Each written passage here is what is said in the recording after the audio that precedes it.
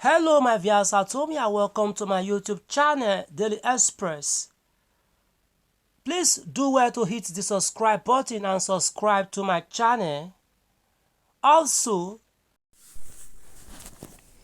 Sule Lamido, former governor of Jigawa State, has spoken about the challenges of former President Olusegun Obasanjo faced when seeking a second term as president. In a live coverage by a Daily Trust TV, Lamido said Obasanjo faced opposition from members of his party and from some of his former military colleagues outside the political field. Lamido said that despite Obasanjo's contributions to Nigeria's stability, he faced significant humiliation during his attempt for re-election. According to Lamido, Obasanjo was subjected to embarrassing situations and he even had to kneel in a bid to secure his second term. In Lamido's words, here is somebody who had been used to knit in Nigeria, who had been used to restore Nigeria, and after having Nigeria restored, he was now being denied his own right for a second term. Obasanjo was undermined, he was humiliated, he got a second term under a very humiliating and embarrassing situation. I learned they made him kneel to beg for it. Okay, my viewers at home, that is Sule Lamido, former governor of Jigawa State, sending a strong message to former President Obasanjo, Olusegun Obasanjo, saying that Obasanjo was humiliated, saying that he learned that they made him to kneel to beg for a second term. Okay. All right, let's look at the comment section. Stay tuned, please, as we go into the comment section. Okay, this one here says from Emmanuel says, I wonder those singing Obasanjo praises. He said he left some good number of Nigerian vessels and Nigeria planes before leaving offices as head of state, but none when God brought him back as a president, and instead of him to try and bring back these lost assets by politicians in place, himself and Atiku sold the rest to their proceeds. The government, they say, is the highest employment of labor, but today, because of what OBJ and Atiku did with Nigerian assets, workers and graduates are on the streets. Another comment here from Onos Isaac says, where are those people that made Baba Shege to kneel down for him to get a second term?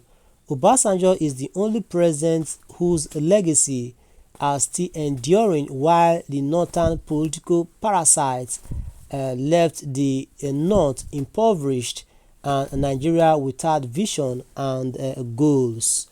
Okay, then Golden Gate here reacted to Isaac saying, there is no morality in a power game. Let it sink into your head.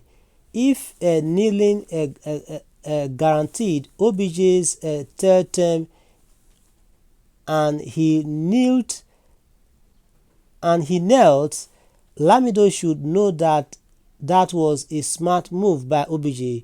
He was not humiliated after all. He didn't kneel in the presence of a camera. Those who made him kneel blinked first and lost the game.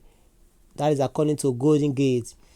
Then another comment here from Henry says, OBJ is not a politician, that is why he appointed Atiku as his running mate. But Tinubu is a politician to the core, waiting for him to come and beg you people for his second term will not happen. Okay, beg your pardon. Anthony here says, and that is the more reason your Tinubu will fail the next presidential election. He think more is everything. I bet he will fail woefully. With what is happening now in the cities of Nigeria, this evil party will lose comes next election. I pity their supporters. They are suffering inside and smiling outside. Piam. Femi Balogun said this humiliation of Baba Obasanjo was the handwork of Atiku Abubakar and his cohort. Hence, under the principle of what goes around comes around, Atiku Abubakar must do his own kneeling down before aggrieved Satanas, otherwise he will not get to Aso in his lifetime. Amen. Tayo Olusola here says, if you genuinely want to serve your country, why kneeling down in order to be allowed? Mandela served for a single term and bowed out and declined the second re-election. Then Simon says, if that happened to OBJ, who was a good president and performed well, what will happen to Tinubu, who has divided Nigeria and still dividing it, and his performance within just a year plus has plunged Nigeria into deep poverty, hyperinflation, and terrible hardship. Okay. Then Elsan Show says obedience like Obasanjo because of his support to Obi, the miracle worker, but failed to know that Baba only looking for a president that he can control and give order to. Rosie Peterson says none of your leaders can be compared with Obasanjo in all ramifications. You stupid cow heads cannot talk about the present situation in Nigeria caused by your man. Then Taiwo here says very denigrating those who were involved in making OBJ kneel before them before hearing. Okay, let's move forward, please. This one made some unwarranted comments there. Eze says, yeah, that's humility rather than weakness.